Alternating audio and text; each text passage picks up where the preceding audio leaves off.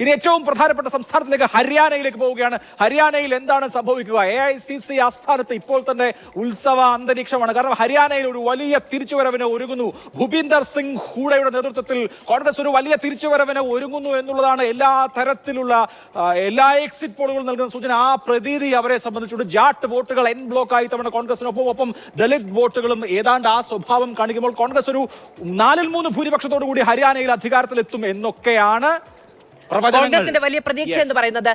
ഹരിയാന രാഷ്ട്രീയത്തെ പിടിച്ചുകുലുക്കിയ വലിയ വിവാദങ്ങൾ അവിടെ നിൽക്കുന്നുണ്ട് എന്നുള്ളതാണ്. അതിൽ ഏറ്റവും കൂടുതൽ എന്ന് പറയുന്നത് ഈ പറയുന്ന ഗുസ്തി താരങ്ങളുടെ ഒരു കണ്ണുനീർ വീണ ഭൂമിയാണ്. വലിയ കാർഷിക സമരത്തിന് വേദിയായ ഒരിടമാണ്. മഹാഭാരത യുദ്ധവും പാനിപ്പത്ത് യുദ്ധവും ഒക്കെ കണ്ട ഭൂമിയാണ്. ഏറ്റവും ഒടുവിൽ കർഷക സമരം കൂടി കണ്ടതാണ്. കഴിഞ്ഞ ദിവസം തന്നെ പ്രിയങ്ക ഗാന്ധി പറഞ്ഞത് ഇത് മഹാഭാരത യുദ്ധം പോലെ തന്നെയാണ്, ഇത് സ്വാതന്ത്ര്യ സമരം പോലെ തന്നെയാണ് ഹരിയാനയിലെ തിരഞ്ഞെടുപ്പ് എന്നുള്ളതാണ്. അങ്ങനെ ഫോഗട്ടിന് വേണ്ടി പൂർണ്ണ സമയം കളത്തിലിറങ്ങിയ ഒരു ജുലാനയിൽ വിനേഷ് ഫോഗട്ട് മത്സരിക്കുന്നു എന്നുള്ളതാണ് നമ്മൾ എനിക്ക് തോന്നുന്നു ഏറ്റവും ആകാംക്ഷയോടുകൂടി കാത്തിരിക്കുന്ന മണ്ഡലം. വിനേഷ് ഫോഗട്ടിന്റെ മണ്ഡലമാണ്. ഇവിടെ മാധു പറഞ്ഞതുപോലെ കിസാൻ, ജവാൻ, ഫയൽവാൻ ഈ 3 ഘടകങ്ങൾ ഒരുമിച്ച് വർക്ക് ചെയ്താൽ കോൺഗ്രസിന് അവിടെ 4-3 ഭൂരിപക്ഷം കിട്ടാം എന്ന ഒരു സാധ്യത കാണുന്നു. അവിടെ അനൂപുണ്ട്. അനൂപ്, കോൺഗ്രസിനെ സംബന്ധിച്ച് ലോക്സഭാ തിരഞ്ഞെടുപ്പ് കഴിഞ്ഞതിന് ശേഷം നടക്കുന്ന തിരഞ്ഞെടുപ്പിൽ ഏറ്റവും വലിയ ആത്മവിശ്വാസം ഹരിയാന ഭരണം പിടിക്കും എന്നുള്ളത് തന്നെയാണ്. അതേസമയം BJPയെ സംബന്ധിച്ച് BJPയെ പൂർണ്ണമായും എഴുതിത്തള്ളാൻ കഴിയില്ല. BJPയുടെ പരമ്പരാഗത ശക്തി കേന്ദ്രമൊന്നും അല്ല ഹരിയാനയെങ്കിലും മോദി തരംഗത്തിന് ശേഷം അവർ 2 തവണ തുടർച്ചയായി അധികാരം പിടിച്ച സംസ്ഥാനമാണ്. കോൺഗ്രസ് ഒരു മേൽക്കൈ നേടിയിട്ടുണ്ടെങ്കിലും പൂർണ്ണമായും 100% ഇതാ കോൺഗ്രസിന്റെ തളികയിൽ എന്ന് ഉറപ്പിക്കാറായോ ഹരിയാന? അങ്ങനെ പറയാമെന്ന് തോന്നുന്നു അഭിലാഷ്. കാരണം ലോക്സഭാ തെരഞ്ഞെടുപ്പ് സമയത്ത് ഹരിയാനയിൽ പോയിരുന്നു, ഈ നിയമസഭാ തെരഞ്ഞെടുപ്പ് സമയത്തും പോയിരുന്നു. അവിടെ ജനം ചർച്ച ചെയ്യുന്നത് അടിസ്ഥാന വിഷയങ്ങളാണ്, അവരുടെ ജീവിതത്തെ ബാധിക്കുന്ന വിഷയങ്ങൾ. അതുകൊണ്ട് തന്നെ ഭരണവിരുദ്ധ വികാരം അതിശക്തവുമാണ്. ഏറ്റവും പ്രധാനപ്പെട്ടത് കർഷകരുടെ വികാരമാണ്. ഇപ്പോഴും സമരം നടക്കുന്നു ശംഭു അതിർത്തിയിൽ. ശംഭു അതിർത്തി എന്ന് പറയുന്നത് പഞ്ചാബ് ഹരിയാന അതിർത്തിയാണ്. പഞ്ചാബിൽ നിന്ന് ഹരിയാന വഴി ഡൽഹിയിലേക്ക് സമരവുമായി പോകാൻ വന്ന കർഷകരെ ശംഭു അതിർത്തിയിൽ തടഞ്ഞ് ഹരിയാന പോലീസ് അവർക്ക് നേരെ തുരുതുരെ തീ തുപ്പിയ കാഴ്ച നമ്മൾ കണ്ടതാണ്. അതിൽ പ്രതിഷേധം ഹരിയാനയിലാകെ അലയടിച്ചതും കണ്ടതാണ്. കർഷകർ ഇപ്പോഴും കടുത്ത പ്രതിഷേധത്തിലാണ് ഹരിയാനയിലാകെ. അത് ഗോതമ്പ് കർഷകരുണ്ട്, അത് ചോളം കർഷകരുണ്ട്, അത് സൂര്യകാന്തി കർഷകരുണ്ട്. അങ്ങനെ പലതരത്തിൽ പ്രതിഷേധം നടക്കുന്നുണ്ട്. അതിനപ്പുറത്തേക്ക് ഞാൻ നേരത്തെയും സൂചിപ്പിച്ചു, അഗ്നിപഥ് പദ്ധതി പല സംസ്ഥാനങ്ങളിൽ BJPയുടെ അടിവേരിളക്കിയ, അതായത് ഉത്തർപ്രദേശിൽ അവിടെ എന്തുകൊണ്ട് തോറ്റു BJP എന്ന ചോദ്യം ഉണ്ടല്ലോ. അതിൽ പ്രധാനപ്പെട്ട ഒരു ഉത്തരം അഗ്നിപഥ് പദ്ധതിയാണ്.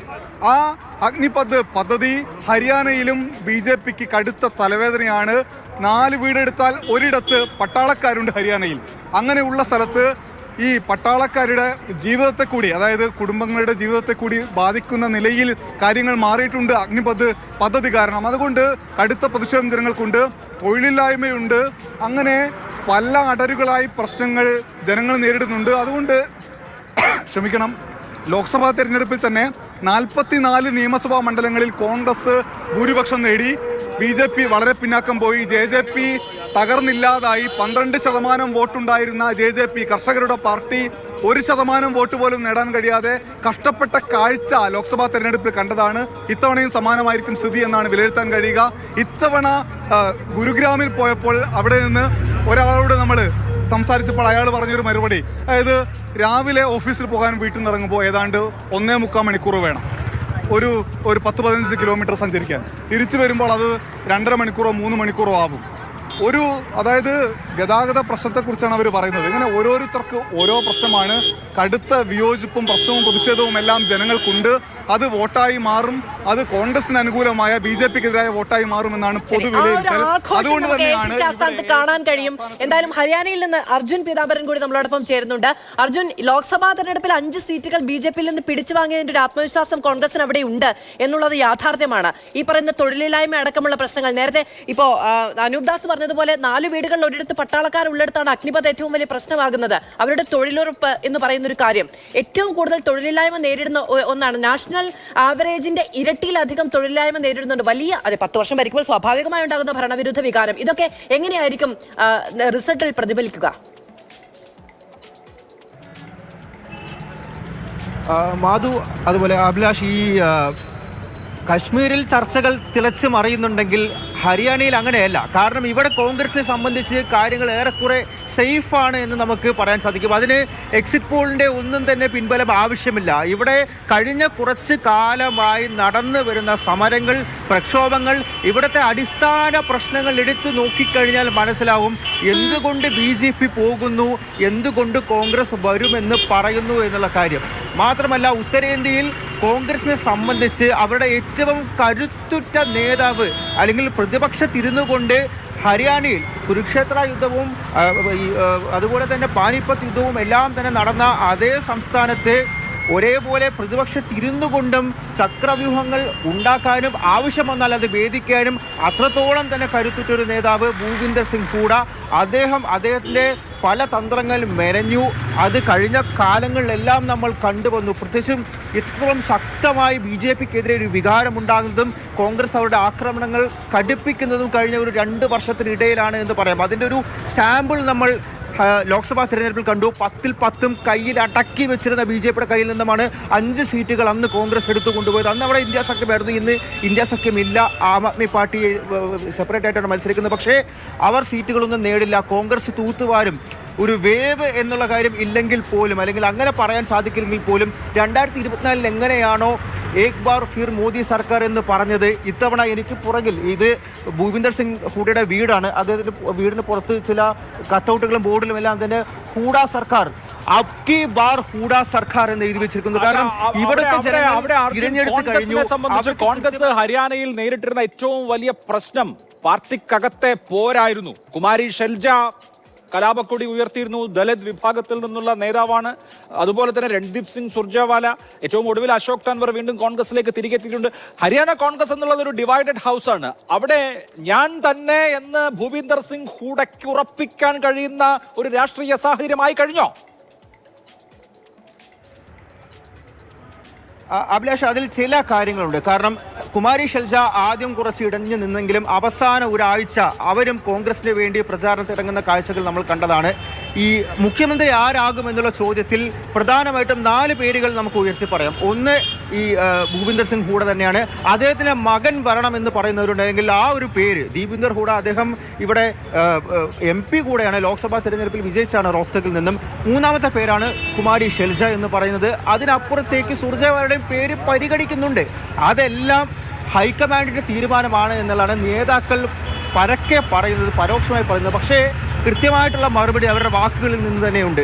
ഒന്നാമത്തെ കൃത്യമായിട്ട് ഈ ഭൂപിന്ദർ സിംഗ് ഹൂഡയുടെ മറുപടി എടുത്തു കഴിഞ്ഞാൽ അദ്ദേഹം പരസ്യ പ്രസ്താവന നടത്തിയിരിക്കുന്നു. താൻ വിശ്രമത്തിലല്ല, താൻ വിരമിച്ചിട്ടില്ല, എന്തിനും ഇപ്പോഴും തയ്യാറാണ് എന്ന് 71 വയസ്സ് പ്രായമുള്ള ഭൂപിന്ദർ സിംഗ് ഹൂഡ പറയുന്ന സമയത്ത് അദ്ദേഹത്തിൻ്റെ ക്യാമ്പിൽ നിന്നുള്ള 70-ലധികം സ്ഥാനാർത്ഥികളാണ് ഈ 90 സീറ്റുകളിലും അല്ലെങ്കിൽ 89 സീറ്റുകളിൽ കോൺഗ്രസിൻ്റെ 70-ലധികവും ഭൂപിന്ദർ സിംഗ് ഹൂഡയുടെ ക്യാമ്പിൽ നിന്നുള്ളതാണ്. ഏകദേശം 15-16 സ്ഥാനാർത്ഥികൾ മാത്രമാണ് ഷെൽജയുടെ ക്യാമ്പിൽ നിന്നുള്ളത്.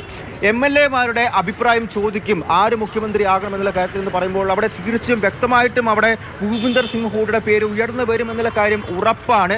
മാത്രമല്ല ഹൈക്കമാൻഡിൻ്റെ കാര്യം എടുത്തു നോക്കിക്കഴിഞ്ഞാൽ അവിടെയും പ്രിയങ്കരനാണ് ഹൂഡ. കാരണം തന്ത്രങ്ങൾ മെനയാൻ കഴിവുള്ളവൻ. BJPക്കെതിരെ കഴിഞ്ഞ കാലങ്ങൾ അത്രയും തന്ത്രങ്ങൾ മെനഞ്ഞ് അടിച്ചടിച്ച് നിയമസഭയിലടക്കം 1967 ആയാറാം ഖയാറാം എന്നുള്ള ആ ഒരു വാക്കടക്കം പിറവിയെടുത്ത അതേ നിയമസഭയിൽ അടിച്ചടിച്ച് നിന്ന BJPക്കെതിരെ നിന്ന ഒരു പ്രതിപക്ഷ നേതാവ് കൂടിയാണ്. ഈ ഹൈക്കമാൻഡിനെ സംബന്ധിച്ച് പ്രിയങ്കരനാണ്. മാത്രമല്ല ഹരിയാനയിൽ അങ്ങോളം ഇങ്ങോളമുള്ള കട്ടൗട്ടുകളിൽ, കോൺഗ്രസിന്റെ കട്ടൗട്ടുകളിൽ നിറഞ്ഞു നിൽക്കുന്നു. ലോക്സഭാ തെരഞ്ഞെടുപ്പിൽ മോദി എങ്ങനെ നിറഞ്ഞു നിന്നിരുന്നു അതുപോലെ തന്നെ ഇപ്പോൾ ഇത് ഹരിയാന നിയമസഭാ തെരഞ്ഞെടുപ്പിൽ ആ കട്ടൗട്ടുകളിൽ, ആ ബാനറുകളിൽ തന്നെയാണ് കോൺഗ്രസിന്റെ ഏറ്റവും വലിയ പോരാളി, ഏറ്റവും വലിയ തേരാളി അവിടെ എന്നുള്ളതാണ്. ഇപ്പോൾ ഭൂപിന്ദർ സിംഗ് ഹൂഡ എന്ന് പറയുമ്പോൾ ജാട്ട് വോട്ടുകൾ കേന്ദ്രീകരിക്കാൻ കഴിയുന്ന ഒരു വലിയ നേതാവ് അല്ലെ. 2005 67 സീറ്റുകൾ നേടി കോൺഗ്രസ് തിരിച്ചു വരുമ്പോൾ അത് ആ ജാട്ട് വോട്ടിന്റെ കരുത്തിൽ തന്നെയാണ്. ആ രാഷ്ട്രീയം എങ്ങനെയായിരിക്കും നിർണായകമാകുക? ഇത്തവണ ജാട്ട് വോട്ടുകൾ ഏതാണ്ട് എൻ ബ്ലോക്കായി കോൺഗ്രസിലേക്ക് വരും എന്നുള്ളതാണ് എല്ലാവരും പ്രതീക്ഷിക്കുന്നത്. കാരണം ഈ ജാട്ട് വിഭാഗങ്ങൾക്കിടയിലെ BJP വിരുദ്ധത അതിന്റെ മൂർധന്യത്തിലാണ്. അതിന്റെ കാരണം എന്ന് പറയുന്നത് നേരത്തെ സൂചിപ്പിച്ച ഈ ജവാൻ കിസാൻ ഫയൽവാൻ ഇഷ്യൂസ് ആണ്. ഗുസ്തി താരങ്ങളെ വഞ്ചിച്ചു എന്ന വലിയ വികാരം തുടങ്ങി, കർഷകരുടെ പ്രശ്നം, അഗ്നിവീർ പദ്ധതി തുടങ്ങി ജാട്ട് സെന്റിമെന്റ്സ് അതിന്റെ പാരമ്യത്തിലാണ്. എനിക്ക് തോന്നുന്നു ജാട്ട് വോട്ട് ബാങ്കിന്റെ പരമ്പരാഗതമായ ഒരു വോട്ടിംഗ് പാറ്റേൺ ഒക്കെ ഉണ്ട്. ലാലിന്റെ പാരമ്പര്യത്തിൽ നിന്ന് വരുന്ന ജാട്ട് പാർട്ടികൾ ഇത്തവണ അപ്രസക്തമാകും എന്നുള്ളതാണ് ലഭ്യമാവുന്ന എല്ലാ സൂചനയും. ഏറ്റവും അവസാനം മനോഹർലാൽ ഖട്ടാറിനെ മാറ്റിക്കൊണ്ട് അവിടെ നിന്ന് ഒരു തിരിച്ചുവരവിനുള്ള ശ്രമങ്ങളൊക്കെ BJP നടത്തുന്നുണ്ടായിരുന്നു. ഈ നൈബ് സേനി എന്ന് പറയുന്ന പക്ഷേ പുതിയ മുഖ്യമന്ത്രിക്ക് എന്തെങ്കിലും തരത്തിലുള്ള ഇമ്പാക്ട് കൊണ്ടുവരാനേ കഴിഞ്ഞിട്ടില്ല എന്നുള്ളതാണ്. ഗുജറാത്തിലൊക്കെ പരീക്ഷിച്ച തന്ത്രമാണ്. അതേ തന്ത്രമാണ്. പക്ഷേ മനോഹർലാൽ ഖട്ടറിനോടുള്ള ജനങ്ങളുടെ വിപ്രതിപത്തി അതിന്റെ മൂർധന്യത്തിലാണ്. അത് സർക്കാരിൽ പ്രതിഫലിക്കുന്നുണ്ട്. വലിയ ഭരണവിരുദ്ധ വികാരം BJP നേരിടുന്നു. കാരണം BJPയുടെ ഒരു പരമ്പരാഗത ഹിന്ദുത്വ ബാസ്റ്റിയൻ അല്ല ഹരിയാന എന്ന ഒരു പ്രത്യേകത കൂടി നമ്മൾ ഈ കാര്യത്തിൽ കാണണം. അങ്ങനെ കോൺഗ്രസിനെ സംബന്ധിച്ച് ഒരു വലിയ തോതിലുള്ള ജാട്ട് കേന്ദ്രീകരണം ഉണ്ടാവുന്നതുകൊണ്ട് തന്നെ ഭൂപീന്ദർ സിംഗ് കൂടെ ആയിരിക്കും, അല്ലെങ്കിൽ കൂടെ തീരുമാനിക്കുന്ന ഒരാളായിരിക്കും മുഖ്യമന്ത്രി എന്നുള്ളത് അവിതർക്കിതമായ കാര്യമാണ്. അതിൽ ദേശീയ രാഷ്ട്രീയത്തിൽ കഴിഞ്ഞ കുറച്ച് കാലത്തിനിടയ്ക്ക് നമ്മൾ ചർച്ച ചെയ്ത എല്ലാ വിഷയങ്ങളുടെയും ഒരു ഹോട്ട്ബെഡ് എന്ന് പറയുന്ന സ്ഥലമാണ് ഈ പറയുന്ന ഹരിയാന എന്ന് പറയുന്നത്. എന്തൊക്കെ കാര്യങ്ങൾ, അത് കർഷക സമരമാണ്, നമ്മൾ നേരത്തെ പറഞ്ഞതുപോലെ ഈ 3 ഫാക്ടറികളുടെയും ഏറ്റവും പ്രധാനപ്പെട്ട പരീക്ഷണ ഭൂമി തന്നെയായ ഹരിയാനയിലെ യുദ്ധം എന്ന് പറയുന്നത് അത്രമേൽ തീവാറിയതായിരിക്കും എന്നത് സംബന്ധിച്ച ഒരു സംശയവുമില്ല. അതിന്റെ റിസൾട്ടാണ് കുറച്ച് മിനിറ്റുകൾക്കുള്ളിൽ നമ്മളെ തേടിയെത്താൻ പോകുന്നത്. തീർച്ചയായും